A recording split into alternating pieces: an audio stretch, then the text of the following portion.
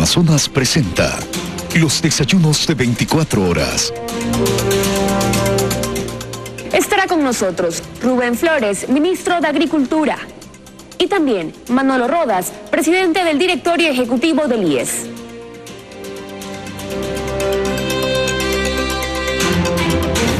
El Frente Nacional de Jubilados del Instituto Ecuatoriano de Seguridad Social presentó este miércoles una medida cautelar para que se suspenda la acción en la cual se migran los recursos del seguro de pensiones al seguro de salud. Mientras tanto, desde el organismo señalan que con la restitución de los fondos que debe hacer el gobierno, los recursos estarían garantizados hasta el 2035. Para analizar el tema estará el presidente del directorio del IES, Manolo Rodas. En otro tema, la Comisión de Fiscalización recibió al ministro de Agricultura para tratar una supuesta crisis del sector arrocero en el país. Para hablar del tema y de su gestión al frente de la cartera, nos acompañará su titular, Rubén Flores. Bienvenidos a los desayunos de 24 horas.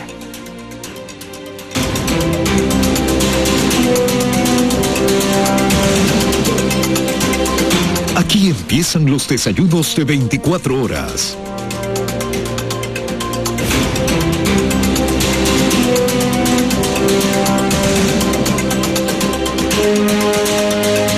Damos la bienvenida en el estudio de los desayunos de 24 horas al presidente del directorio del IES, Manolo Rodas.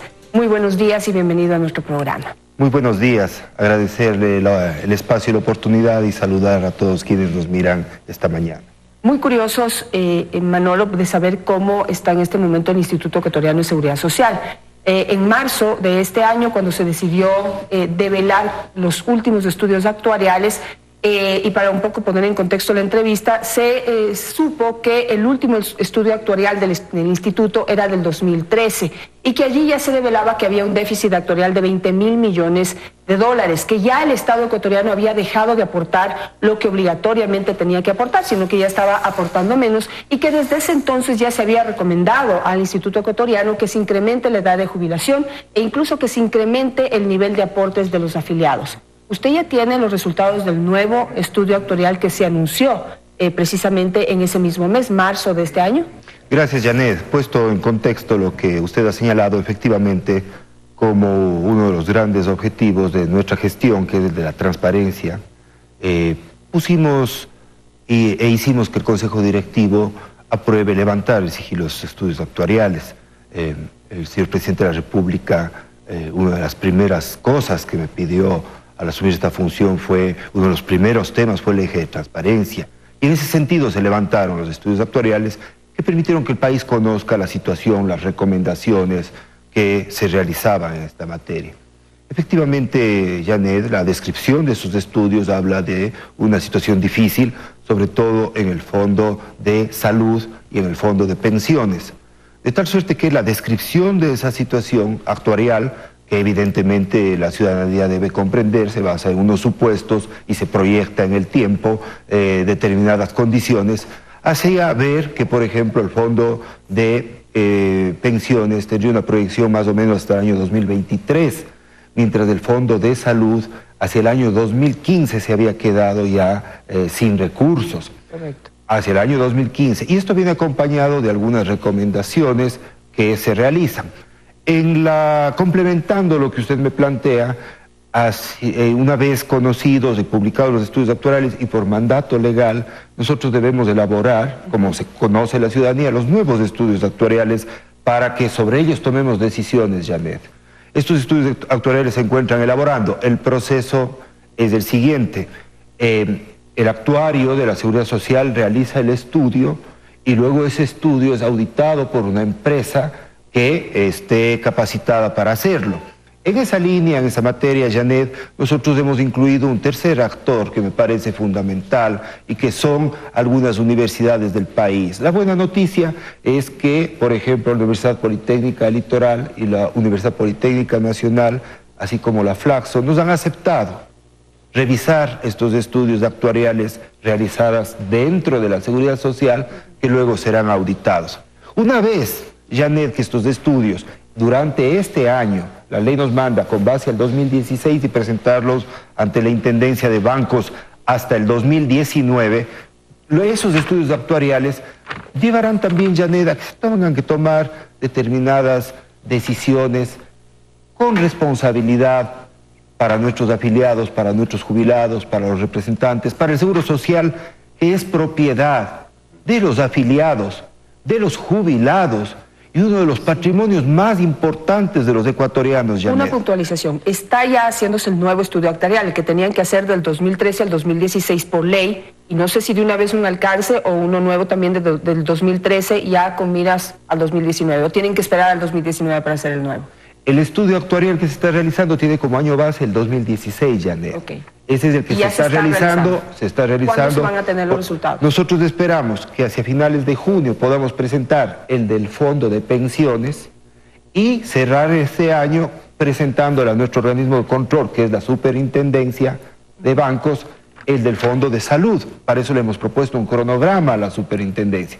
Pero estos estudios, como hace un instante señalaba, para conocimiento de la ciudadanía, deben tener el acompañamiento de las universidades del país para que tengamos la tranquilidad, los ecuatorianos, las ecuatorianas, los afiliados y las afiliadas de la Seguridad Social, de que estas decisiones o las decisiones que se tienen que tomar están técnicamente sustentadas, Janet. A la Seguridad Social hay que manejarla con transparencia, hay que proyectarla hacia el futuro, hay que modernizarla, Janet. Y precisamente por eso, había algunas decisiones que estaban en marcha, que estaban golpeando fuertemente la estabilidad económica del Instituto Ecuatoriano y de cada uno de sus fondos. Hablemos de cada uno de ellos. El Fondo de Pensiones se decía que estaba camino a la quiebra, esto por la falta del aporte del 40% del Estado ecuatoriano y también porque hasta enero de este año o hasta marzo de este año ya se registraba una desinversión de más de 4.000 millones de dólares de ese fondo para poder responder a los jubilados. ¿Se ha dejado de hacer eso? Es decir, ¿se ha dejado de tomar esos fondos para poder cumplir con las obligaciones o seguimos haciéndolo? Desde el año 2016 la Seguridad Social viene desinvirtiendo sus recursos en el BIES para poder cumplir el pago de sus obligaciones, sobre todo el pago de pensiones. Efectivamente, el hecho de que la necesidad de liquidez para el pago de pensiones mensualmente que nosotros hemos garantizado, hemos venido y vamos a seguir pagando puntualmente las pensiones a los afiliados de la Seguridad Social. Quiero que tengan los ecuatorianos la tranquilidad de que estamos aquí para eso, Janet, para solucionar los problemas que encontramos en la Seguridad Social. Pero, efectivamente, el Fondo de Pensiones actuarialmente tiene ya una proyección hacia el 2023, entre otras cosas por el impacto del 40% de habérselo dejado de entregar a la Seguridad Social. Y esto más o menos ha impactado en 3.900 millones de dólares el Fondo de Pensiones. De tal suerte que la decisión de la Corte Constitucional, que en su momento fue saludada por el señor Presidente de la República y por nosotros también, le da los recursos, o le daría los recursos al Fondo de Pensiones que el fondo necesita. Es decir, le daría. Eso es a partir del 2019. De aquí al 2019 van a tener que seguir desinvirtiendo, si no, ¿cómo cumplen? Es correcto, Janet. De aquí al 2019... lo que tenemos que hacer es, uno, optimizar los recursos que tiene la institución, las cuentas de la institución que deben estar ordenadas, y los recursos que se han pasado al BIES tienen efectivamente que, con operaciones que estén circunscritas y restrictamente dentro del marco de la ley, cumplirse con el pago de las pensiones. Pero el tema de la restricción del 40%, que significa aproximadamente 1.400 millones de dólares para el Fondo de Pensiones, que son muy importantes para asegurar la liquidez del sistema, permitiría incluso actuarialmente, Janet, de las primeras revisiones y ecuatorianos que se han hecho, proyectar el fondo hacia el año 2035.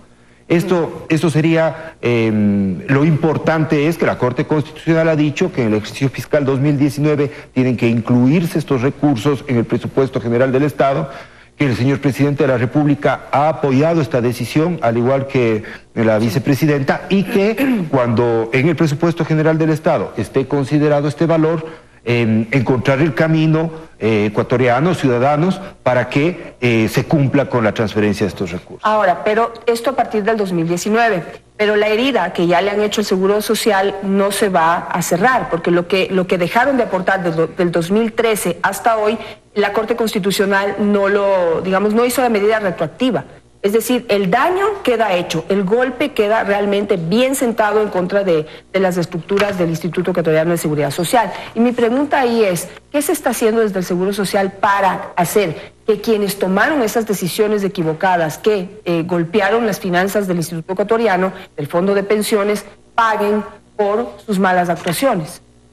Janet, nosotros en el ámbito de nuestras competencias lo que estamos haciendo es facilitando la entrega de la información a los organismos de control. Como los ciudadanos conocen, la revisión y la rendición de cuentas, primero de la ciudadanía y nuestras propias conciencias, Janet, pero lo importante es que se sepa que nosotros estamos entregando toda la información que nos requiere la Contraloría General del Estado. Tenemos más de 25 exámenes de Contraloría hoy abiertos a la Seguridad Social. ¿Cuál es mi compromiso? Con el país y con la transparencia, la entrega de toda la información para que el organismo de control determine lo acertado o no de determinadas decisiones que se han tomado. Y lo otro, ya en el ámbito de nuestras responsabilidades, proyectarle a la Seguridad Social hacia el futuro. Esta es una institución que debe ser modernizada, que requiere que sus procesos sean modernos, que requiere optimización de recursos de la Seguridad Social. Hay que cuidar hasta el último centavo que tiene Janet y ecuatorianos, porque ese debe ser nuestro gran pacto. Y luego generar espacios de diálogo, de consensos, con las cámaras, con los trabajadores, con los jubilados, para que proyectemos una seguridad social hacia el futuro. Y ese es el encargo que tenemos por parte del señor presidente de la República. Primero hay que sanear, digamos, las cuentas y hay que enderezar todos los torcidos que pusieron en marcha las administraciones anteriores. Por ejemplo, ¿qué está haciendo usted para recuperar ya deben estar en 3.000 millones, iban en 2.800 millones de dólares de la deuda del Estado al Instituto Ecuatoriano de Seguridad Social? Aproximadamente 2.900 millones de dólares. Esta deuda a la que hacemos referencia, que es la deuda por el pago de salud, que fue motivo de un examen de Contraloría que tiene un marco referencial de aproximadamente 2.500 millones de dólares mientras se hizo el examen, y que tiene diferentes etapas. Unas en las que la documentación que soporta las atenciones que se realizaron dentro del sistema no es debida, no existe el debido sustento o documentación de las atenciones que se realizaron o no en la primera etapa de esta deuda, que más o menos hace relación al año 2008, 9, 10, a los primeros años de esta deuda. Y otra que podríamos decir ecuatorianos que tiene el debido sustento, es decir, que no estaría controvertida, que aproximadamente alcanzaría 1.200 millones de dólares. Por favor, yo no estoy discutiendo el concepto de la deuda ni el hecho que la Contraloría ha determinado y ha puesto un marco referencial. Lo que estoy señalando es que esa deuda tiene como tramos en cuanto a su sustento. Entonces, sobre esto hemos conversado sobre todo con la señora vicepresidenta de la República, se lo he expuesto al señor presidente, a la ministra de Finanzas, para que tracemos, Janet, más allá de que el examen dice que se integren dos comisiones, una por parte del Ministerio de Finanzas y otra del Seguro Social, para que realice una especie de auditoría en cuanto a los valores, se llegue a determinar los valores a transferir. Ese proceso, esas comisiones están integradas, lo que nos estamos ocupando es de que funcionen, de que podamos avanzar en esto, y luego, Janet, trazar el camino para, primero, en el caso que nos corresponde, pensando en la seguridad social, pero luego también en el marco general de las circunstancias financieras propias del país, que si bien es cierto, vienen marcadas a través de decisiones correctas que se han tomado, Janet, de un ambiente de optimismo, de una recuperación económica que lo dice el INEG, que lo dice el SRI en las cifras de recaudación, que lo dice el Banco Central y que se ven reflejadas, por supuesto, en las cifras de empleo y de afiliación a la seguridad social. Todo este entorno positivo que se está generando, que existe, por supuesto también lo que quiero decir con esto es que en su momento se debe trazar, encontrar los mecanismos para que del presupuesto general del Estado se puedan transferir esos recursos al IES. Perfecto. Otra cosa que hay que corregir, y es el hecho de que pues se decidió que los hijos de los afiliados sean beneficiarios y las esposas de los afiliados sean beneficiarios de todo el sistema de salud del Instituto Ecuatoriano de Seguridad Social, lo cual llevó a la quiebra al Fondo de Salud. Ahí hay que tomar decisiones puntuales y no se puede esperar a un estudio actuarial, ni a que haya aportes del Estado, ni nada, sino que hay que tomar decisiones en torno a ese factor. qué decisiones ha tomado o piensa tomar para poder recuperar el Fondo de Salud, o de la quiebra y ya no sé a dónde vamos a llegar. Es correcto. Se tomó en su momento la decisión de atender a los hijos de los afiliados, porque en el caso de del cónyuge o la cónyuge, según corresponda, esa atención sí tiene una cotización. Lo que no tiene cotización es el que desatiendan a nuestros hijos menores de edad. Esto ha costado aproximadamente $200 millones al año y hasta la fecha $1.000 millones, la atención a los hijos de los afiliados. Definitivamente se debe realizar un profundo análisis de este tema para encontrar un sistema, el mecanismo que nos permita hacer sostenible este derecho en el que creemos profundamente, que está garantizado en la Constitución, pero los derechos que garantizamos deben encontrar su fuente de vida, de financiamiento. Usted señalaba que efectivamente se podría tomar esta decisión sin los estudios actuariales o sin esperar los estudios actuariales, porque evidentemente se encuentra contabilizada y se conoce cuál es el impacto de la atención en, he señalado de hecho la cifra, en el Fondo de Salud. Sin embargo, nosotros, como el compromiso que tenemos es que este propio año se encuentren listos los estudios actuariales, creemos que son decisiones que deben ir en su momento, si es que se toman, si es que son las correctas, ir de la mano. ¿Por qué? Porque a su vez habrá que devolverle los porcentajes al Fondo de Pensiones, modificando la resolución 501. Entonces, como en el Seguro Social los fondos se encuentran, si ustedes, ciudadanos, me permiten un ejemplo, es una especie de vasos comunicantes. La decisión que se toma en un fondo afecta directamente al otro y así por el estilo, sobre todo entre los fondos de salud y de pensiones. Lo que debemos nosotros hacer es encontrar la manera de que se equilibren las finanzas de los dos fondos. Perfecto. Voy a pasar a otros temas por cuestión de tiempo, porque ya se le está terminando el tiempo para esta entrevista. Pero mire, por coincidencia, hubo acceso a la entrevista con usted, y por coincidencia yo estaba analizando un tema bien preocupante en el país. Y es que, digamos, tenemos un grave problema de diagnóstico de las enfermedades. Y cuando se diagnostican mal las enfermedades, eso cuesta más al sistema de salud público y también al sistema de salud privado. Quienes optan por lo privado también terminan gastando más, porque les diagnostican mal las enfermedades y después resulta que tienen que volver a empezar todo el proceso para poder diagnosticar bien. ¿Y en dónde está la clave del diagnóstico? En los exámenes primarios que se hacen. Para decirlo como hablamos los pacientes, los de sangre, los de orina, los de heces, etcétera, ¿no es cierto? Entonces, resulta que el Instituto Ecuatoriano de Seguridad Social se había tomado una decisión que estaba bastante alentadora, y aquí la tengo en este documento, y es un documento que está firmado por el abogado Carlos Alberto Vallejo Burneo, en donde se decía que no se pueden seguir comprando o adquiriendo estos químicos, estas bases para poder hacer los exámenes de diagnóstico a través del CERCOP, a través de un banco electrónico que tiene de todos los implementos de estos químicos, por decirlo así, para poder hacer estos exámenes. Porque dicen que en ese banco electrónico solamente hay un grupo de activos que los vende una sola empresa y que no son fabricados aquí en el Ecuador como se prometieron. Son importados de España y no son de la mejor calidad. Eso ya lo detecta el mismo Instituto Ecuatoriano de Seguridad Social, y por eso este documento, en donde alentadoramente se pide que por favor se compre directamente a, digamos, otras opciones, se opte por otras alternativas. Sin embargo, este documento ya tuvo contestación y quieren volver a lo mismo. ¿Qué va a hacer usted para poder mejorar la calidad de las medicinas y en este caso de estos principios activos que se necesitan? Y discúlpeme si el léxico no es el adecuado, digamos, si los elementos básicos para hacer estos diagnósticos reactivos químicos no se compran adecuadamente, no van a ser buenos diagnósticos y se va a seguir golpeando el Fondo de Salud del Instituto Ecuatoriano. Sí, muchísimas gracias por su pregunta. Este comunicado que usted señala ha sido suscrito por el director general que ha iniciado la gestión con nosotros. Él tiene la responsabilidad administrativa.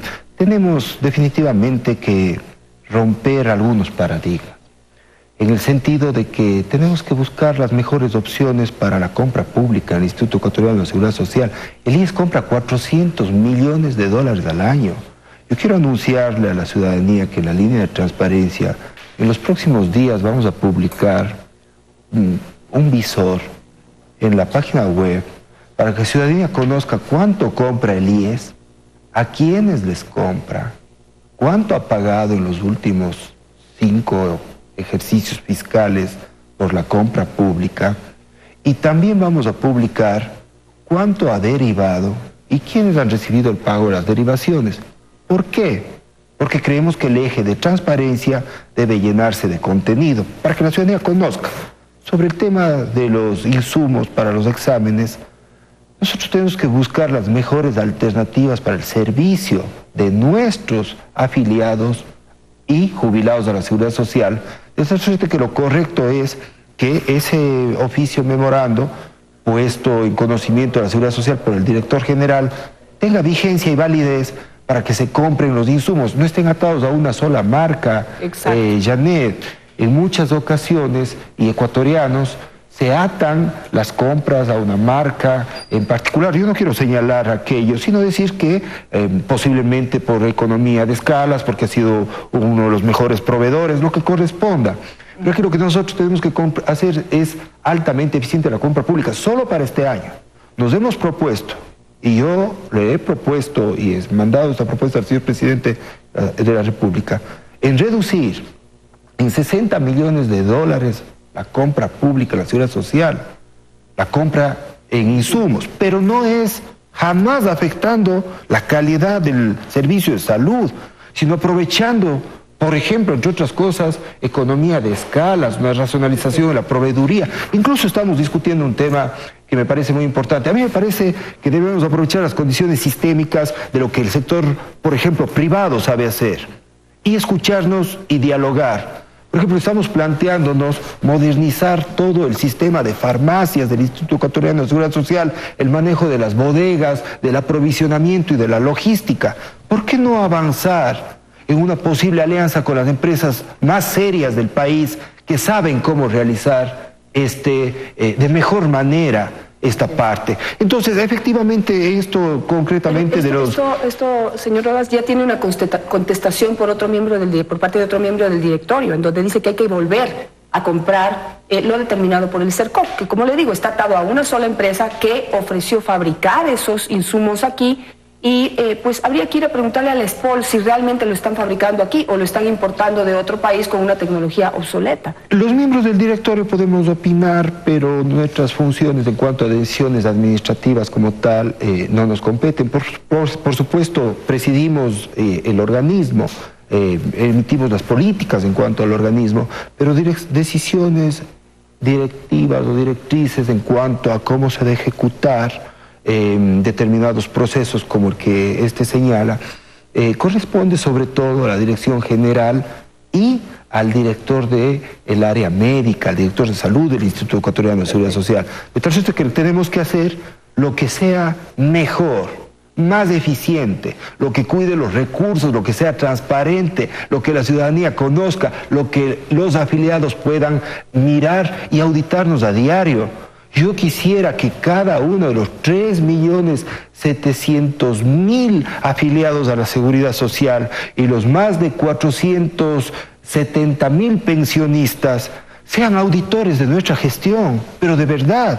Acompañen, se preocupen por lo que estamos haciendo, porque nosotros tenemos que hacer un proceso permanente de cuidar los recursos de la seguridad social, de proyectarla a futuro y, por supuesto, ¿por qué no?, de estar conscientes que la seguridad social es uno de los aspectos centrales y más importantes del Ecuador. Con eso me voy a quedar. Muchísimas gracias al señor Manolo Rodas, presidente del directorio del Instituto Ecuatoriano de Seguridad Social. Al regresar del corte nos acompañará el ministro de Agricultura, Rubén Flores. Junto a él hablaremos sobre su gestión al frente de la cartera de Estado. Ya volvemos, no cambie de canal.